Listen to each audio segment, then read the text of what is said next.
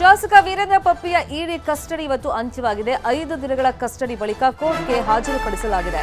ಜನಪ್ರತಿನಿಧಿಗಳ ವಿಶೇಷ ಕೋರ್ಟ್ಗೆ ಅವರನ್ನು ಹಾಜರುಪಡಿಸಲಾಗಿದೆ. 5 ದಿನಗಳ ಇಡಿ ಕಸ್ಟಡಿಯಲ್ಲಿ ವಿಚಾರಣೆ ಮುಕ್ತಾಯವಾಗಿದೆ. ಪಪ್ಪಿಗೆ ಜಾಮೀನು ನೀಡುವಂತೆ ಪಪ್ಪಿ ಪರ ವಕೀಲರು ಮನವಿಯನ್ನ ಮಾಡಿದ್ದಾರೆ. ಶಾಸಕರನ್ನ ಇಡಿ ಕಚೇರಿಯಲ್ಲಿ ಕೂಡ್ ಹಾಕಿ ವಿಚಾರಣೆ ಮಾಡಿದ್ದಾರೆ ಅಂತ ಹೇಳಿ ಆರೋಪಗಳನ್ನ ಮಾಡಿದ್ದಾರೆ ಇಡಿ ಅಧಿಕಾರಿಗಳ ಮೇಲೆ.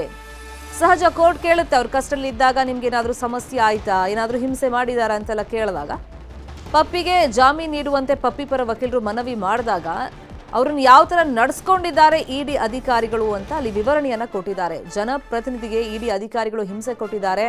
ಶಾಸಕ ವೀರೇಂದ್ರ ಪಪ್ಪಿ ಪರ ವಕೀಲರು ಜಡ್ಜ್ಗೆ ಈ ದೂರನ್ನ ಕೊಟ್ಟಿದ್ದಾರೆ. ನಾನು ಸತ್ರೆ ಇಡಿಯೇ ಕಾರಣ, ಇಡಿ ಅಧಿಕಾರಿಗಳೇ ಕಾರಣ ಅಂತೇಳಿ ಶಾಸಕ ಪಪ್ಪಿ ಕೂಡ ಕೋರ್ಟ್ನಲ್ಲಿ ಹೇಳಿದ್ದಾರೆ ಅನ್ನೋ ಮಾಹಿತಿ ಇದೆ. ನನಗೆ ಇಡಿ ಅವರು ಕುಡಿಯೋಕೆ ನಲ್ಲಿ ನೀರನ್ನ ಕೊಡ್ತಾ ಇದ್ರು, ಸರಿಯಾಗಿ ಊಟ ಕೊಡ್ಲಿಲ್ಲ, ಕಿಟಕಿ ಇಲ್ಲ, ಗಾಳಿ ಬೆಳಕಿಲ್ಲ, ಫುಡ್ ಪಾಯ್ಸನ್ ಆಗಿ ಸತ್ರೆ ಅದಕ್ಕೆ ಇಡಿ ಅಧಿಕಾರಿಗಳೇ ಕಾರಣ ಅಂತೇಳಿ ಶಾಸಕ ಪಪ್ಪಿ ಜಡ್ಜ್ ಮುಂದೆ ಹೇಳಿದ್ದಾರಂತೆ. ಒಂದು ಚೇರ್ ಸಮೇತ ಕೊಟ್ಟಿಲ್ಲ ಇವರು, ಒಂದು ಚೇರ್ ಕೊಟ್ಟಿಲ್ಲ, ಕುಡಿಯೋದಕ್ಕೆ ಸರಿಯಾಗಿ ನೀರು ಕೊಟ್ಟಿಲ್ಲ, ಮೊಸರು ಶುದ್ಧ ನೀರು ನನಗೆ ಕೊಡಿಸಿ, ಒಂದು ಚೇರ್ ಕೊಡಿಸಿ, ದಯವಿಟ್ಟು ಪ್ಲಾಸ್ಟಿಕ್ ಚೇರ್ ಆದರೂ ಕೊಡಿಸಿ ಅಂತ ಹೇಳಿ ಮನವಿಯನ್ನು ಮಾಡಿದ್ದಾರೆ. ಈ ನಡುವೆ ಆಟೋಮ್ಯಾಟಿಕ್ ಆಗಿ ಬಾಗಿಲು ಲಾಕ್ ಆಗಿತ್ತು, ಹಿಂಸೆ ಕೊಟ್ಟಿಲ್ಲ ಅಂತ ಹೇಳಿ ಇಡಿ ಪರ ವಕೀಲರು ಹೇಳಿದ್ದಾರೆ. ಇನ್ನು ಕಸ್ಟಡಿಗೆ ಇಡಿ ಮತ್ತೆ ಮನವಿ ಮಾಡಿದೆ. ಹಾಗಾಗಿ ಮಧ್ಯಾಹ್ನ 2:45ಕ್ಕೆ ವಿಚಾರಣೆಯನ್ನ ಸದ್ಯಕ್ಕೆ ಜಡ್ಜ್ ಮುಂದೂಡಿಕೆ ಮಾಡಿದ್ದಾರೆ. ಇದೇ ವಿಷಯವಾಗಿ ಇನ್ನಷ್ಟು ಡೀಟೇಲ್ ಆಗಿ ಇನ್ಫಾರ್ಮೇಶನ್ ಕೊಡ್ತಾ ಹೋಗೋದಕ್ಕೆ ನೇರ ಸಂಪರ್ಕದಲ್ಲಿ ಕನೆಕ್ಟ್ ಆಗಿದ್ದಾರೆ ನಮ್ಮ ರಿಪೋರ್ಟರ್ ಗಂಗಾಧರ್ ವಾಗಟ.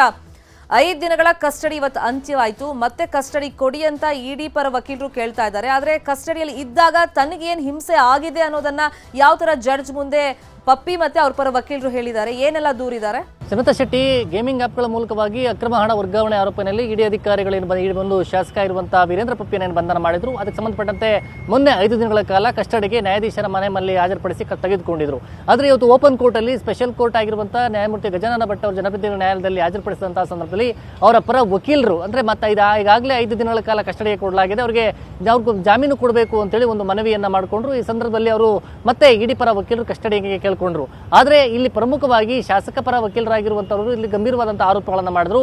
ಇಲ್ಲಿ ಏನು ಶಾಸಕರಿಗೆ ತೊಂದರೆಯನ್ನ ಕೊಡಲಾಗ್ತಾ ಇದೆ, ಹಿಂಸೆ ಕೊಡಲಾಗ್ತಾ ಇದೆ, ಅವರಿಗೆ ಬಾಗಿಲನ್ನ ಡೋರ್ ಲಾಕ್ ಮಾಡಿಕೊಂಡು ಹಿಂಸೆಯನ್ನ ಕೊಡ್ತಿದ್ದಾರೆ ಅಂತೇಳಿ ಗಂಭೀರವಾದಂತಹ ಆರೋಪವನ್ನ ಮಾಡಿದ್ರು. ಸರಿಯಾಗಿ ಊಟ ತಿಂಡಿ ಕೊಡ್ತಾ ಇಲ್ಲ ಅಂತೇಳಿ. ಹೀಗಾಗಿ ಅದಕ್ಕೆ ಸ್ಪಷ್ಟನೆ ಕೊಟ್ಟಂತ ಇಡಿ ಅಧಿಕಾರಿಗಳು ಅದು ಆಟೋಮೆಟಿಕ್ ಡೋರ್ ಆಗಿರುವಂಥದ್ದು, ಅದು ಆ door lock immediately door lock ಹೋಗುತ್ತೆ, ನಾವು ಯಾವುದೇ ರೀತಿಯಾದ ಹಿಂಸೆಯನ್ನ ಕೊಟ್ಟಿಲ್ಲ ಅಂತೇಳಿ ಇಡಿ ಪರ ವಕೀಲರು ಕೂಡ ಹೇಳಿರುವಂಥದ್ದು. ಆದರೆ ಇದೇ ಒಂದು ಸಂದರ್ಭದಲ್ಲಿ ಶಾಸಕ ಆಗಿರುವಂತಹ ಪಪ್ಪಿಯವರು ಕೂಡ ನ್ಯಾಯಾಧೀಶರ ಬಳಿ ಅಳಲನ್ನ ತೋಡ್ಕೊಂಡ್ರು. ಗಂಭೀರವಾದಂತಹ ಆರೋಪಗಳನ್ನ ಇಡಿಯವರ ಪರ ಮಾಡಿರುವಂಥದ್ದು. ನಮಗೆ ಸರಿಯಾದ ಊಟವನ್ನ ಕೊಡ್ತಾ ಇಲ್ಲ, ನೀರು ಕೊಡ್ತಾ ಇಲ್ಲ, ಡೇ 1 ನಿಂದ ಕೇವಲ ಒಂದೇ ಒಂದು ವಾಟರ್ ಬಾಟಲ್ ಒಂದು ಅಲ್ಲಿ ಇಟ್ಟಿದ್ದಾರೆ, ಅದಕ್ಕೆ ನೀರು ತುಂಬುತ್ತಾ ಇದ್ದಾರೆ, ಟ್ಯಾಪ್ ನೀರನ್ನು ಕೊಡ್ತಾ ಇದ್ದಾರೆ, ನನಗೆ ಶುದ್ಧವಾದಂಥ ನೀರನ್ನು ಕೊಡ್ತಾ ಇಲ್ಲ, ನನಗೆ ಒಂದು ಫುಡ್ ಪಾಯ್ಸನ್ ಆದರೆ ಅಥವಾ ಉಸಿರುಗಟ್ಟಿ ಏನಾದರೂ ಆದರೆ ಅದಕ್ಕೆ ನೇರ ಕಾರಣ ಇಡಿ ಅಧಿಕಾರಿಗಳು ಅಂತೇಳಿ ಗಂಭೀರವಾದಂಥ ಆರೋಪವನ್ನು ಮಾಡಿದ್ರು.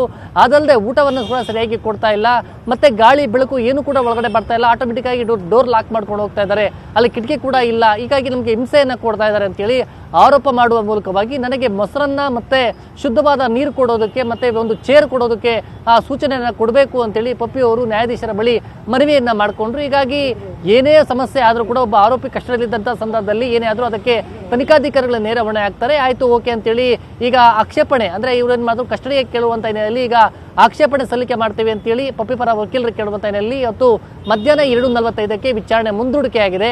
ಈ ಸಂದರ್ಭದಲ್ಲಿ ಮತ್ತೆ ಕಸ್ಟಡಿಗೆ ಕೊಡ್ತಾರಾ ಅಥವಾ ನ್ಯಾಯಾಂಗ ಬಂಧನಕ್ಕೆ ಒಪ್ಪಿಸ್ತಾರ ಅನ್ನೋದು ಕೂಡ ನೋಡ್ಬೇಕಾಗುತ್ತೆ ಶರ್ಮಿತಾ ಶೆಟ್ಟಿ.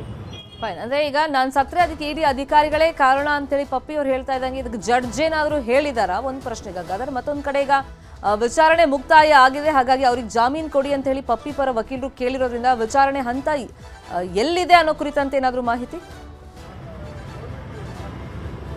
ಶ್ರೀಮತಿ ಶೆಟ್ಟಿ ಪ್ರಮುಖವಾಗಿ ಅಂದ್ರೆ ಇದರಲ್ಲಿ ಆರೋಪಿಯಾಗಿರುವಂತಹ ವೀರೇಂದ್ರ ಪಪ್ಪಿಯವರೇ ಆರೋಪವನ್ನ ಮಾಡಿರುವಂತದ್ದು.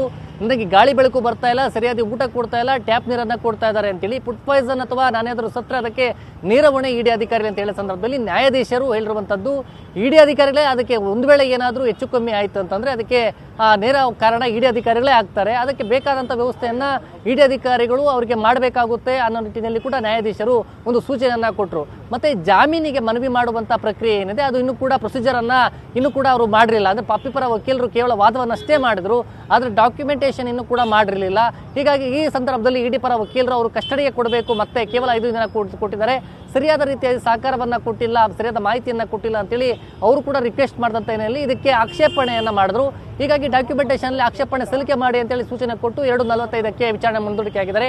ಬಹುತೇಕ ಪ್ರಕರಣಗಳಲ್ಲಿ ವಿಚಾರಣಾ ಹಂತದಲ್ಲಿದ್ದಂಥ ಸಂದರ್ಭದಲ್ಲಿ ಜಾಮೀನು ಕೊಡುವಂಥ ಸಾಧ್ಯತೆಗಳು ತೀರಾ ಕಡಿಮೆ. ಹೀಗಾಗಿ ಬಹುತೇಕ ಅವ್ರಿಗೆ ನ್ಯಾಯಾಂಗ ಬಂಧನ ಆಗುತ್ತಾ ಅಥವಾ ಮತ್ತೆ ಕಸ್ಟಡಿಗೆ ಕೊಡ್ತಾರ ಅನ್ನೋದು ಕೂಡ ನೋಡಬೇಕು. ಶರ್ಮಿತಾ ಶೆಟ್ಟಿ, ನೋಡೋಣ 2:45ಕ್ಕೆ ಏನಾಗುತ್ತೆ. Thank you Gangadhar.